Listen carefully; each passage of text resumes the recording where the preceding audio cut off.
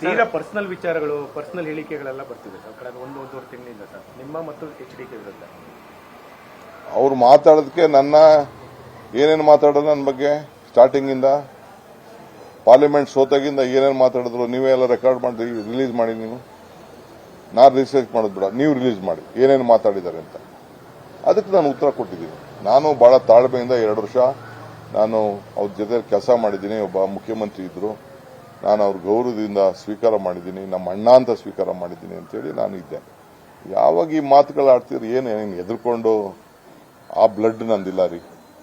I am telling, ಅಧಿಕಾರ ಬರ್ತದೆ, ಅಧಿಕಾರ ಹೋಗ್ತದೆ. ಮೈ ಬ್ಲಡ್ ಇಸ್ ಡಿಫರೆಂಟ್. ಸರ್, ಸರ್ಕಾರ ತೆಗಿಲಿಕ್ಕೆ ಪ್ರಯತ್ನ ನಡೀತಾ ಇದೆ ಅಂತ ಈಗ ಆಯ್ತಪ್ಪ, ನಾನಲ್ಲ, ಕುಮಾರಸ್ವಾಮಿ ಹೇಳಿಲ್ವೇನ್ರಿ? ಹೆಂಗ್ ಹೇಳಿದ್ರು ಕುಮಾರಸ್ವಾಮಿ 10 ತಿಂಗಳಲ್ಲಿ ಸರ್ಕಾರ ತೆಗಿತೀನಿ ಅಂತ? ಇವನ್ ಸರ್ಕಾರ ತೆಗೆದ್ರಲ್ಲ ಯಡಿಯೂರಪ್ಪ, ಕುಮಾರಸ್ವಾಮಿ ಸರ್ಕಾರನ ನಾವೆಲ್ಲ ಬೀದಿ ಪಾಲಾದ್ವಲ್ಲ. ಯಾಕೆ ಕುಮಾರಸ್ವಾಮಿ ತೆಗೆದಕ್ಕೆ ಯಡಿಯೂರಪ್ಪ ತೆಗೆದಕ್ಕೆ ಮಾತಾಡಲಿಲ್ಲ? ಅಶೋಕ ತೆಗೆದಕ್ಕೆ ಯಾಕೆ ಮಾಡಲಿಲ್ಲ? ಯೋಗೇಶ್ ತೆಗೆದಕ್ಕೆ ಯಾಕೆ ಮಾಡಲಿಲ್ಲ? ಅಶ್ವಥ್ ನಾರಾಯಣ್ ತೆಗೆದ್ರಲ್ಲ, ಇವರೆಲ್ಲ ಸೇರ್ಕೊಂಡು ಕುಮಾರಸ್ವಾಮಿ ಸರ್ಕಾರ ತೆಗೆದು ನಮ್ನ ಇವ್ರು ಬೆಂಬಲ ಕೊಟ್ಟು ಯಾಕೆ ಮಾತಾಡಲಿಲ್ಲ? ನಮ್ಮ ಸರ್ಕಾರನ 10 ತಿಂಗಳಲ್ಲಿ ತೆಗೆದಾಕ್ಬಿಡ್ತೀನಿ ಅಂತ ಹೇಳ್ತಾರ. ಏನು ತೆಗೆದಾಕ್ಬಿಡೋದು ಇವರು? ಮುಟ್ಲಿ ನೋಡೋಣ. How can you tell that 10 months ಅಲ್ಲಿ ನಮ್ಮ ಸರ್ಕಾರ ತೆಗಿತೀನಿ ಅಂತ? ಒಬ್ಬ ಹಿಂದುಳಿದವರಿಗೊಬ್ಬ ನಾಯಕ, ಸೆಕೆಂಡ್ ಟೈಮ್ ಚೀಫ್ ಮಿನಿಸ್ಟರ್ ಆಗಿದ್ದಾರೆ, ಜನ 136 ಸೀಟ್ ಕೊಟ್ಟಿದ್ದಾರೆ. ಇದನ್ನು ಡೈಜೆಸ್ಟ್ ಮಾಡ್ಕೊ ಸರ್ಕಾರ ತೆಗೆದು ಬಿಡ್ತೀವಿ ಅಂತ ಹೇಳಿದ್ವಿ ನಾವು. ಗೆದ್ದಿರೋದು ಇವ್ರಿಬ್ರು. ಅವ್ರು ಬಿಜೆಪಿಯವ್ರು ಹೆಂಗ್ ತಡ್ಕೊಂಡಿರ್ಬೇಕು ಇವ್ರನ್ನ?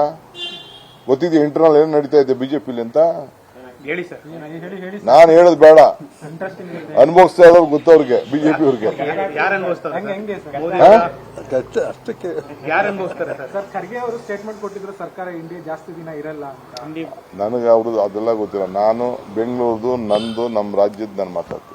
ವಿಜೇಂದ್ರ ಕಷ್ಟ ಅನುಭವಿಸ್ತಾ ಇದಾರೆ, ಯಡಿಯೂರಪ್ಪ ಯಾರು ಕಷ್ಟ ಅನುಭವಿಸ್ತಾ ಇದಾರೋ ಗೊತ್ತಿಲ್ಲ ನನಗೆ. ಈಗ ನೋಡಿ, ಕಾಲ್ ಕಟ್ಟಿ ಕೈ ಕೊಟ್ಟಿ ಬ್ಲಾಕ್ ಮೇಲ್ ಮಾಡಿದವ್ರನ್ನ ಹೋಗಿ ಕಾಲ್ ಕಟ್ಕೊಂಡು ತಿರ್ಗಾಕ್ ಕರ್ಕೊಂಡ್ಬಂದು ಯಾಕೆ ದಳದವ್ರು ಒಬ್ರು ಇಡೀ ಒಕ್ಕಲಿಗ ಬೀಳ್ತಾನೆ? ಎಲ್ಲಿದ್ರು ದಳದವರು? ಕಾರ್ಯಕರ್ತರು ಎಲ್ಲಿದ್ರು ಹೇಳ್ರಿ? ಲೀಡರ್ಗಳು ಬಂದು 3-4 ಜನ ನಿಂತ್ಕೊಂಡು ಫೋಟೋ ಮಾಡಿ ನಿಮ್ ಟಿವಿಗೆ ಉತ್ತರ ಕೊಟ್ಟುಬಿಟ್ರು. ಯಾವ ದಳದ ಕಾರ್ಯಕರ್ತರು ಇದ್ರು ಹೇಳಿ? ಮಂಡ್ಯಲ್ಲಿ ಎಲ್ಲಿದ್ರು, ಮದ್ದೂರಲ್ಲಿ ಎಲ್ಲಿದ್ರು, ರಾಮನಗರದಲ್ಲಿ ಎಲ್ಲಿದ್ರು, ಬಿಡದಿಲ್ ಎಲ್ಲಿದ್ರು, ಶ್ರೀರಂಗಪಟ್ಟಣದಲ್ಲಿ ಎಲ್ಲಿದ್ರು? ಇದ್ರು ಬಿಜೆಪಿ ಅವರು. ಹೊರಗಡೆಯಿಂದ ಬಂದವರು ಒಂದಷ್ಟು ಜನ ಇದ್ರು. ಒಂದು 10% ದಳದವ್ರು ಇದ್ರು, 90% ಬಿಜೆಪಿ ಇದ್ರು. ದಿನ ಮಾಡ್ಲಿರಿ, ಇನ್ನ 365 ದಿನ ಮಾಡ್ಲಿ.